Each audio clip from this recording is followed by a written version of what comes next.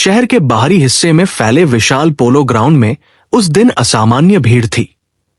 चमचमाती कारों की कतारें, महंगे सूट पहने लोग और बीचों बीच खड़ा एक काला ताकतवर घोड़ा।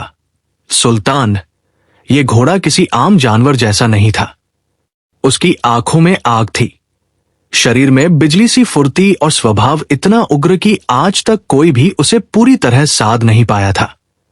उस घोड़े का मालिक था शहर का सबसे बड़ा अरबपति विक्रम मल्होत्रा। वह घोड़े के सामने खड़ा भीड़ की ओर देखकर ऊंची आवाज में बोला, आज मैं खुलेआम दावा करता हूं, इस देश में कोई भी ऐसा इंसान नहीं जो मेरे सुल्तान को सधा सके। जिसने कोशिश की वो या तो गिरा या भाग खड़ा हुआ। भीड़ में हल्की सी हंसी और फुसफुसाहट फैल गई। कई नामी घुड़सवार पहले ही हार मान चुके थे। कुछ ने कोशिश भी की थी, लेकिन सुल्तान ने उन्हें जमीन पर पटक दिया था।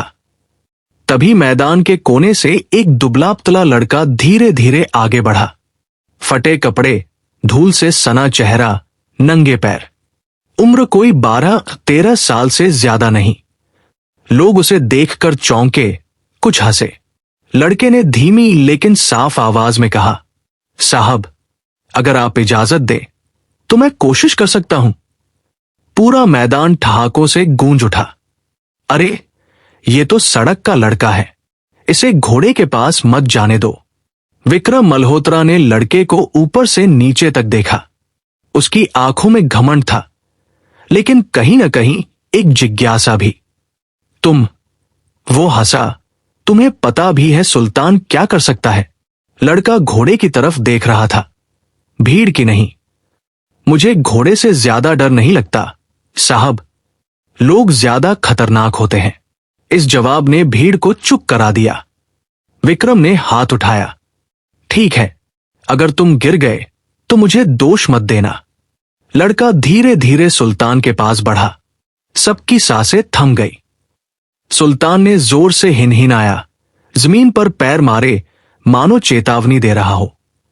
सुरक्षा गार्ड आगे बढ़े, लेकिन लड़के ने इशारे से उन्हें रोक दिया। वो घोड़े के बहुत करीब जाकर रुक गया। न कोई चाबुक, न काठी, बस अपनी हथेली आगे बढ़ाई। शांत सुल्तान, उसने फुसफुसाकर कहा, जैसे किसी पुराने दोस्त से बात कर रहा हो। सबको उम्मीद थी कि अगले ही पल घोड़ा उछलेगा, लेकिन ऐसा नहीं हुआ। सुल्तान की सांसें धीरे होने लगी। उसकी आंखों की आग कुछ पल के लिए नरम पड़ गई। लड़के ने अपना माथा घोड़े के माथे से सटाया। तुम्हें कोई समझता नहीं है, है ना? वो बुदबुदाया, सब तुम्हें जीतना चाहते हैं, दोस्त कोई नहीं बनना चाहता। पूरा मैदान सन्नाटे में डूब गया। फिर अचानक लड़के ने एक हल्की सी छलांग लगाई और सुल्तान की पीठ पर बैठ गया। भीड़ से चीख निकल गई, लेकिन सुल्तान नहीं उछला। वो बस खड़ा रहा। लड़के ने उसकी गर्दन थपथपाई और धीरे से एड़ी लगाई। सुल्तान ने कदम बढ़ाया, फिर दौड़ने लगा। तेज, बहुत तेज, लेकिन यह बेकाबू दौड़ नहीं थी, ये तालमेल था। लड़का घोड़े की हर हरकत के साथ झुकता, उठता, जैसे दोनों एक दूसरे की भाषा समझते हों। कुछ ही चक्कर में सुल्तान शांत होकर चलने लगा। विक्रम मल्होत्रा की आंखें फटी रह गई। ये कैसे मुमकिन है? वो बुदबुदाया। कुछ देर बाद लड़का घोड़े से उतरा। सुल्तान ने खुद अपना सिर उसके कंधे पर रख दिया। मैदान तालियों से गूंज उठा। विक्रम आगे आया। उसका घमंड कहीं खो चुका था। लड़के, उसने भारी आवाज में कहा, तुम कौन हो?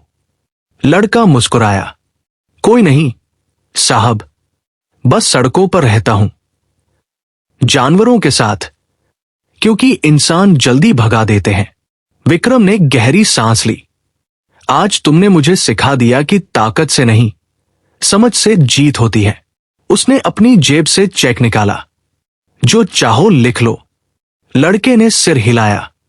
पैसे नहीं चाहिए साहब, बस सुल्तान को कभी मारना मत, और अगर हो सके मुझे यहां काम दे दीजिए।